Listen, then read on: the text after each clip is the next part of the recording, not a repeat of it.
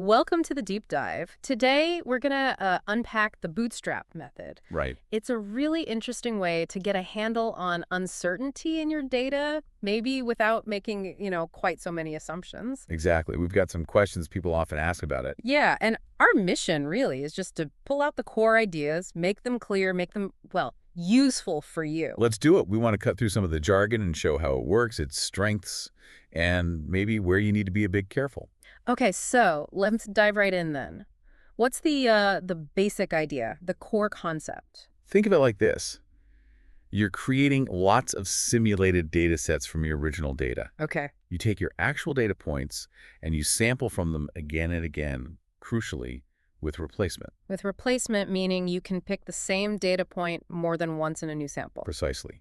You put it back in the pool each time. You do this until you have a new data set the same size as your original. Right. And then you repeat that whole process maybe thousands of times. Okay, thousands of these simulated data sets. How is that different from, other ways people might resample or simulate data?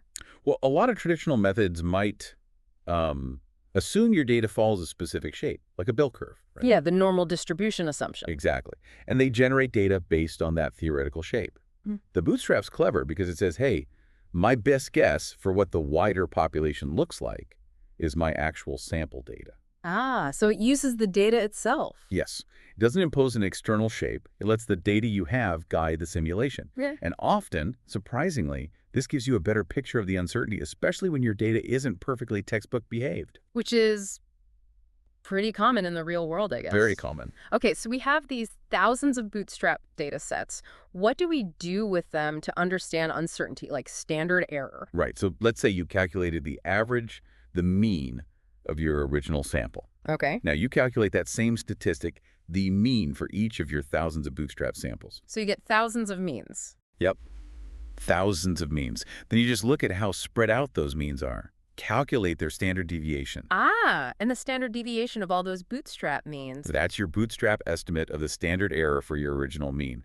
It shows how much that mean might sort of wiggle around if you could repeat your study many times. Wiggle around. I like that. It gives a feel for the stability. You mentioned it doesn't need strong assumptions. Exactly. That's a huge plus. Because it works directly from the data you have, it doesn't strictly require that assumption of normality or other specific distributional shapes. We call it non-parametric. So more flexible. Much more flexible, especially when you're unsure about the underlying pattern in your population or if you know it's a bit weird. Okay, makes sense. So how do we get from that collection of Bootstrap statistics, like our thousands of means, to a confidence interval, that range of plausible values? One really common way is the percentile method. It's quite intuitive. You just line up all your thousands of Bootstrap means, say from smallest to largest. For a 95% confidence interval, you find the value at the 2.5th percentile. Okay, the bottom end. And the value at the 97.5th percentile, the top end. Right. And those two values simply become the lower and upper bounds of your 95% confidence interval. That does sound pretty straightforward. What about situations with not much data, small samples? Yeah, that can actually be a real sweet spot for the Bootstrap. Oh, why is that?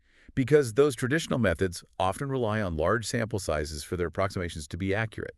With small samples, those approximations can be, well, unreliable. Right. The Bootstrap, by directly resampling what little data you do have, can sometimes give a more trustworthy sense of the uncertainty in those tricky small sample situations. Interesting. Are there times it doesn't work so well, though? Any limitations? Oh, definitely. It's not magic. If your original data is, say, extremely skewed, or if the statistic you care about is heavily influenced by just one or two outliers. Like maybe the maximum value or something. Exactly. Things like that. The basic percentile Bootstrap might not give you the most accurate interval. There are more advanced Bootstrap variations to handle some of those cases, but yeah, it's something to be aware of. Good to know. You also mentioned using it to check model stability. How does that work? Right. So imagine you build a statistical model, maybe a regression model. Okay. To see how stable or robust that model is, you can fit the same type of model to each of your thousands of Bootstrap data sets. Ah, okay. And then you look at how much the results, like the coefficients in your regression, change from one Bootstrap sample to the next. If they jump around wildly, Then your model might be a bit shaky, highly dependent on the specific data points you happen to collect. Precisely. It's like stress testing your model against slight variations in the input data, a very useful diagnostic. Makes sense. Now, quickly, how does this compare to something called the jackknife? I've heard that mentioned too. Yeah, both are resampling techniques. The jackknife works differently, though.